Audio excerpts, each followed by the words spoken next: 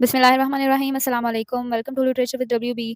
और आज का हमारा टॉपिक है the Great Gatsby by F Scott Fitzgerald. Modern novel का चैप्टर नंबर 4 है और कोशिश करूंगी कि इसको इसमें कंप्लीट कवर करवाऊं। तो चलिए आज की इस वीडियो को शुरू करते हैं। सबसे पहले हम लोग बात करते हैं F Scott Fitzgerald as an author and background of the Great Gatsby. F Scott जो थे ये पैदा हुए थे 1896 में और इनका जो एकेडमिक जर्नी थी ये बहुत ज़्यादा चैलेंजिंग रही। ज़ेल्दा नामी लड़की से मिले जिससे कि इन्हें मोहब्बत भी हुई, लेकिन इनकी जो मैरिज है वो डिले हुई क्योंकि उस लड़की की ख्वाहिश थी कि ज़्यादा उसको दौलत मिले और फ़न की भी उसकी ख्वाहिश थी, तो इसकी वजह से उनकी जो शादी है वो थोड़ी डिले हुई। फिट्जगेरल्ड को जो फेम है वो मिली उनकी एक book the side of paradise जो कि पब्लिश हुई थी 1920 में, और उसके बाद उनकी शादी भी हो गई ज़ेल्दा से। इनका फेमस नॉवल द ग्रेट गेट्सबे जो है ये पब्लिश हुआ था 1925 में, और ये इन्होंने अपने ऑन एक्सपीरियंसेस से लिखी थी जो कि इन्होंने अपनी लाइफ से हासिल किए थे। 1920s की एज जिसको कि जैज़ एज भी बोला जाता है, ये अमेरिका इस टाइम अमेरिका जो था वो एक्सपीरियंस कर रहा था इकोनॉमिक प्रॉस्पेरिटी को। मतलब ये कि उस टाइम के जो लोग थे वो उन लोगों से अपना ताल्लुक बढ़ाना चाहते थे जो ज़्यादा पैसे वाले होते थे, और अपने सोशल स्टेटस पे बहुत ज़्यादा ध्यान देते थे। अपने सोशल स्टेटस को अपनी सोसाइटी में एक नाम बनाने के लिए वो बहुत बड़ी-बड़ी पार्टीज़ थ्रो करते थे ताकि लोग उनको जानें, उनका एक सोसाइटी में नाम हो कि ये कितना वेल्दी आदमी है, कितना रिच आदमी है। तो इसलिए ये जो एज थी इसमें लोग ज़्यादातर इसी के लिए कोशिश करते थे कि उनका सोशल स्टेटस बन जाए। तो अपने इस नॉवल में भी इन्होंने इसी के बारे में बताया है कि किस तरह से लोग बहुत बड़ी-बड़ी पार्टीज़ को थ्रो कर रहे हैं। इनके एक नॉवल में हमें एक कैरेक्टर देखने को मिलेगा जो कि इस नॉवल का एक नरेटर भी है, निक कैरावे। ये कैरेक्टर जो है ये बहुत ज़्यादा कैप्टिवेटिंग था इसके अपने लाइफ़स्टाइल की वजह से। इनका ये जो नॉवल है द ग्रेट गेट्सबे ये रिफ्लेक्ट करता है इनकी अपनी ही स्ट्रगल्स को, और कि किस तरह से इन्होंने स्ट्रगल की। दौलत और मटेरियलिज़्म जो है ये ज़्यादा वैल्यू रखता है मॉरल वैल्यूज़ से। उसके बाद हम लोग इसकी समरी को डिस्कस कर लेते हैं, summary and critical analysis of Great गेट्सबे।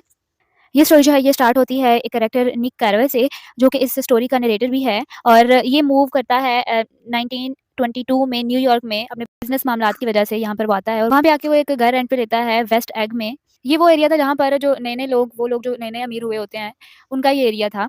और इसका एक नेबर होता है जिसका नाम है जय गेट्सबे, और ये जो आदमी है बहुत ज़्यादा वेल्दी है और ये एक हवेली में रहता है, और हर सैटरडे को एक पार्टी भी थ्रो करता है, ये दिखाने के लिए कि वो कितना अमीर है, या फिर ये कह लें कि अपने सोसाइटी में एक नाम बनाने के लिए। निक जो है वो एक एजुकेटेड मैन था, और निक के जो कनेक्शंस हैं वो ईस्ट एग में भी होते हैं। ईस्ट एग जो थी वो एक ऐसी कॉलोनी कह लें या फिर एक ऐसा एरिया जो कि अपर क्लास लोगों ने एस्टैब्लिश की थी।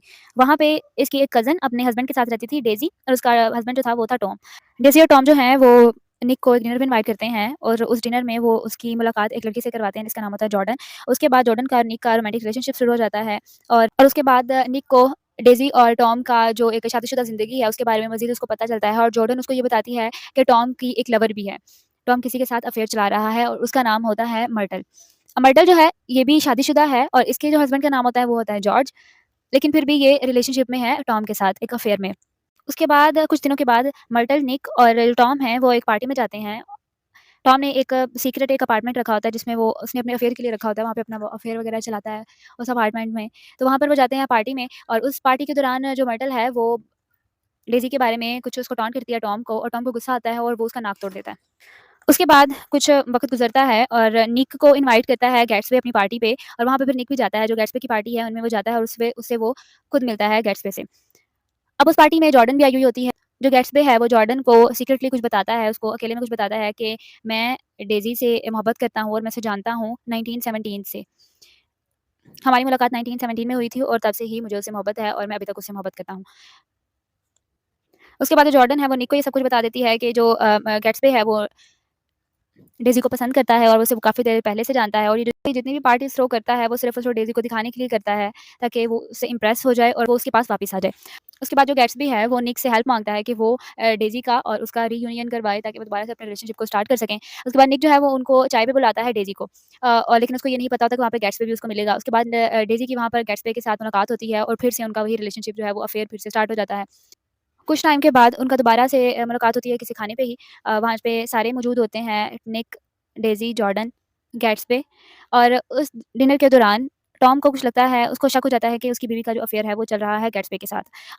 अब टॉम का जो अफ़ेयर चल रहा है मर्टल के साथ उसको वो नज़र नहीं आ रहा, लेकिन उसको ये नज़र आ रहा है कि मेरी बीवी का किसी और के साथ अफ़ेयर चल रहा है, और वो उसको बहुत बुरा-सा फ़ील होता है कि मेरी बीवी मुझे धोखा दे रही है। उसके बाद टॉम जो है वो डिसाइड करता है कि हम न्यूयॉर्क सिटी चलते हैं, प्लाज़ा होटल में, वहाँ पर आउटिंग का जो है वो प्लान बनाते हैं, और वहाँ पर जो है वो सारे जाते हैं। वहाँ पे जो टॉम है वो गेट्सबे के बारे में बताता है कि मुझे पता है कि तुम्हारे पास इतना पैसा कहाँ से आया है, तुम इल्लीगल काम करते हो, और ये जो जितनी भी तुम्हारी जो क्रिमिनल एक्टिविटीज़ हैं मैं उन सब के बारे में जानता हूँ, और वो ना सब कुछ रिवील कर देता है वहाँ पे। उसके बाद जो गैट्सबी है वो खुद से हद कर लेता है कि ठीक है, आज के बाद वो डेज़ी के कभी भी पास नहीं आएगा, ठीक है। उसके बाद जो टॉम है वो कहता है डेज़ी से कि तुम चली जाओ गैट्सबी के साथ वापस घर। अब वो उसी को उसी के साथ वापस भेज रहा है और गैट्सबी जो है वो उसको अपनी कार में बिठा के वापस घर छोड़ने जा रहा होता है और रास्ते में उनका एक्सीडेंट हो जाता है, किसी दूसरी कार के साथ टक्कर हो जाती है और उसमें एक शख्स की डेथ हो जाती है। और उस एक्सीडेंट की वजह से और जिसकी डेथ होती है वो होती है मर्टल। मर्टल वही जिसके साथ टॉम के साथ जिसका अफेयर चल रहा था, उसकी डेथ हो जाती है। उसके बाद उस टाइम पे जो गाड़ी चला रहा था वो गैट्सबी नहीं बल्कि डेज़ी जो है वो गाड़ी चला रही थी। ले गैट्सबी ने सारा जो ब्लेम था वो खुद पे ले लिया। अगले ही दिन टॉम जो है वो मर्टल के हस्बैंड जॉर्ज के पास जाता है और उसको बताता है जिस कार के साथ उसका एक्सीडेंट हुआ था वो गैट्सबी की गाड़ी थी और उसी ने उसको मारा है। अब जॉर्ज को यहाँ पे लगता है कि जिस गाड़ी के साथ उसका एक्सीडेंट हुआ, उसकी बीवी का एक्सीडेंट हुआ और उसकी डेथ हो गई है, वही उसका लवर था। उसको गुस्सा आता है, वो गन लेके जाता है और वो शूट करता है और वो मर जाता है। उसके बाद वो खुद को भी शूट कर लेता है, सुसाइड कर लेता है और वो भी वहाँ पे मर जाता है। उसके बाद जो निक है वो इस बार सारे मामले के बारे में जानता है कि गैट्सबी ने किस तरह से सारा इल्ज़ाम खुद पे ले लिया और डेज़ी को बिल्कुल आज़ाद कर दिया। निक जो है वो गैट्सबी का छोटा-सा फ्यूनरल रखता है और उस फ्यूनरल में कोई भी नहीं आता। उसके बाद जो निक है वो डिसाइड करता है कि वो वापस चला जाएगा जहाँ से वो आया है और वो वहाँ पे देख रहा होता है कि किस तरह से लोग जो हैं वो किस तरह से दौलत के पीछे भागते हैं लेकिन उनको आखिर में कुछ भी उनके हाथ नहीं लगता। और अमेरिकन ड्रीम की यहाँ पे बात हुई है। अमेरिकन ड्रीम से वही मतलब है कि लोगों को अपनी सोशल स्टेटस का बहुत ज़्यादा फ़िक्र होती थी उस टाइम में और वो ये चाहते थे कि उनका सोसाइटी में नाम हो, पार्टीज़ थ्रो करते थे और सिर्फ़ लोगों को दिखाने के लिए कि हम बहुत वेल्दी हैं और ये अमेरिकन ड्रीम था और यहाँ पर वो अमेरिकन ड्रीम को डिके होता देख रहा है कि किस तरह से डिमोलिश हो गया है अमेरिकन ड्रीम। इस नॉवल के जो थीम्स हैं वो हम लोगों को ये देखने को मिलते हैं कि किस तरह से अनअटेनेबल ड्रीम्स हैं, ऑब्सेशंस हैं कैरेक्टर्स की और जो गैट्सबी की ऑब्सेशन थी डेज़ी के लिए, किस तरह से उसका वो एक ट्रेजिक डाउनफॉल हुआ, उसके हाथ कुछ भी नहीं लगा। उसके बाद जो मटेरियलिज़्म और मॉरल डिके है जहेज़ का।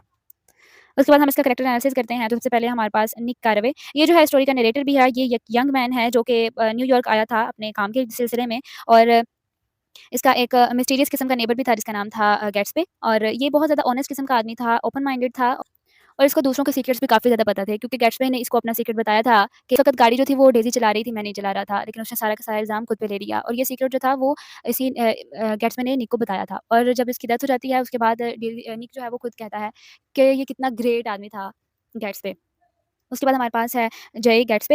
ये जो है ये नॉवल का सेंट्रल कैरेक्टर है, ये नॉवल का प्रोटैगनिस्ट है और ये एक वेल्दी मैन है जो कि बहुत हेवी-हेवी किस्म की पार्टीज़ थ्रो करता था हर सैटरडे को सिर्फ़ इम्प्रेस करने के लिए डेज़ी को, क्योंकि वो 1917 से उससे मोहब्बत करता था और वो चाहता था कि वो उसके पास वापस आ जाए, तो इसलिए सिर्फ़ उसको इम्प्रेस करने के लिए वो ये पार्टीज़ वगैरह को थ्रो करता था। उसके बाद हम लोगों को ये भी पता चलता है कि वो किस तरह से इसकी जितनी भी दौलत है वो कहाँ से आई क्योंकि वो किसी क्रिमिनल एक्टिविटीज़ में इन्वॉल्व था। उसके बाद डेज़ी आ जाती है, ये निक की कज़न होती है और गेट्सबी की लवर। इसको भी गेट्सबी से मोहब्बत होती है पास्ट में लेकिन इसकी शादी जो है वो टॉम से हो जाती है।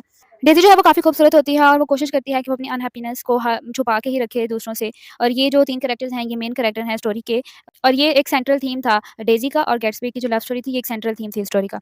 उसके बाद हमारे पास है टॉम, ये डेज़ी का हस्बैंड होता है और बहुत एरोगेंट होता है और हिपोक्रिटिकल एंड अ बुली। इसके भी काफ़ी ज़्यादा अफेयर्स चल रहे होते हैं और इसका एक अफेयर हमें भी देखने को मिला कहानी में मर्टल के साथ और लेकिन जब इसको डेज़ी का अफेयर के बारे में पता चलता है कि इसका गेट्सबी के साथ अफेयर चल रहा है तो उसको काफ़ी ज़्यादा गुस्सा आ जाता है। उसके बाद हमारे पास है जॉर्डन, ये डेज़ी की दोस्त होती है जिसका कि निक के साथ बाद में रोमांटिक रिलेशनशिप स्टार्ट होता है।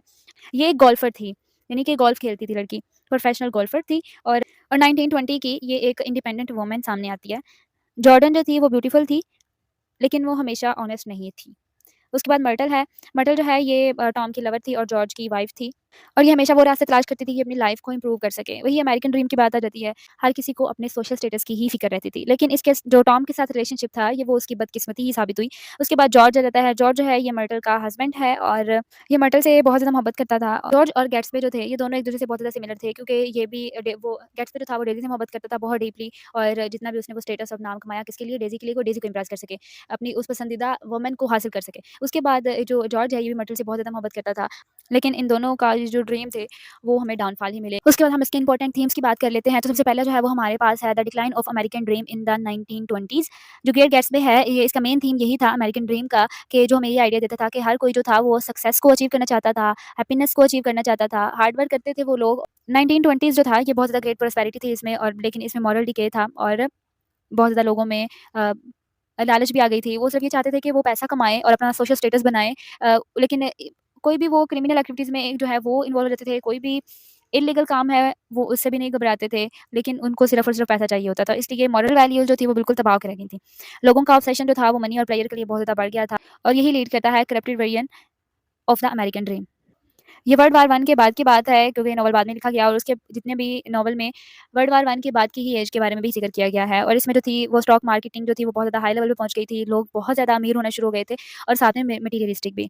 फिट्ज़गेरल्ड का ये मानना था कि ये जो ओरिजिनल अमेरिकन ड्रीम है, ये इसने डिस्कवरी की थी इंडिविजुअलिज़्म की और ये हैप्पीनेस को इसमें लोगों ने तलाश किया। लेकिन 1920s में पैसा कमाना बहुत ज़्यादा आसान हो गया था और मॉरल वैल्यूज़ का भी डिके हो गया और बहुत ज़्यादा शैलो वैल्यूज़ बनना शुरू हो गई।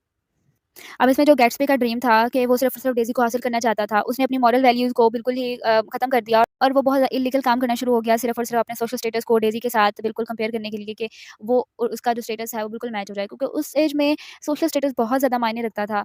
हर किसी को अपने सोशल स्टेटस की ज़्यादा फ़िक्र होती थी। पैसा आए बस जहाँ से भी आए कोई फ़र्क नहीं पड़ता था। इल्लीगल हो, लीगल हो, कोई मसला नहीं है, लेकिन बस सोशल स्टेटस होना चाहिए। तो इसमें हम लोगों को ये भी देखने को मिला है और उसके बाद है हमारे पास क्लास। इस नॉवल में सोशल क्लास ने बहुत बड़ा रोल प्ले किया है लोगों की ज़िंदगियों में, स्पेशली जब लव की बात आती है तब। अमर ने जॉर्ज से शादी तो कर ली, लेकिन उसको ये लगता था कि उसने एक गलत इंतखाब किया है, क्योंकि उसको हमेशा अपने हायर सोशल स्टेटस की ज़्यादा फ़िक्र रहती थी। उसके बाद गैट्सबी जो है उसको डेज़ी के साथ मोहब्बत थी, लेकिन वो ये चाहता था कि वो उसको परस्यू करे अपनी वेल्थ के साथ, अपनी दौलत के साथ उसको वो परस्यू करे कि जब वो बहुत ज़्यादा अमीर हो जाए तो तब वो खुद ब खुद उसके पास वापस आ जाएगी। उसके बाद हमारे पास है अमेरिकन ड्रीम। अब अमेरिकन ड्रीम जो है वो उसका आइडिया हमें इस नॉवल में दिया गया है कि हर कोई जो था वो सक्सेस को अचीव करना चाहता था और अपनी लाइफ़ को इम्प्रूव करना चाहता था थ्रू हार्ड वर्क। अब इसमें हर एक जो कैरेक्टर है वो दूसरे कैरेक्टर को इंस्पायर करने की कोशिश कर रहा है अपनी दौलत की वज़ह से, कि अपनी दौलत और प्रॉस्पेरिटी की वज़ह से वो चाहते हैं कि लोग जो हैं वो उनके करीब आ जाएँ, वो जिनसे वो मोहब्बत करते हैं। लेकिन इस नॉवल के एंड पे अमेरिकन ड्रीम पे एक क्वेश्चन भी बनता है। फॉर एग्ज़ाम्पल जो गैट्सबी था, उसने बहुत ज़्यादा हार्ड वर्क किया और वो इतना अमीर हो गया कि वो डेज़ी को इम्प्रेस कर सके। लेकिन फिर भी आखिर में उसके साथ क्या हुआ? उसको कुछ भी नहीं मिला, सिवाय डेथ के। जिससे कि हमें ये पता चलता है कि जो अमेरिकन ड्रीम है, ये एक इम्पॉसिबल और एक अनवाइज़ किस्म का गोल था। उसके बाद हमारे पास है love and marriage. The great Gatsby में हम लोगों को मैरिज और लव का कॉन्सेप्ट जो है ये देखने को मिला है।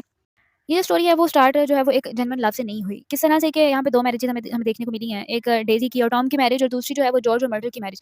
लेकिन इन दोनों में हम लोगों को देखने को मिला है कि वो दोनों ही अपनी शादी से खुश नहीं हैं। दोनों जो है वो शादीशुदा होने के बावजूद वो किसी और के साथ अफ़ेयर में लगे हुए हैं।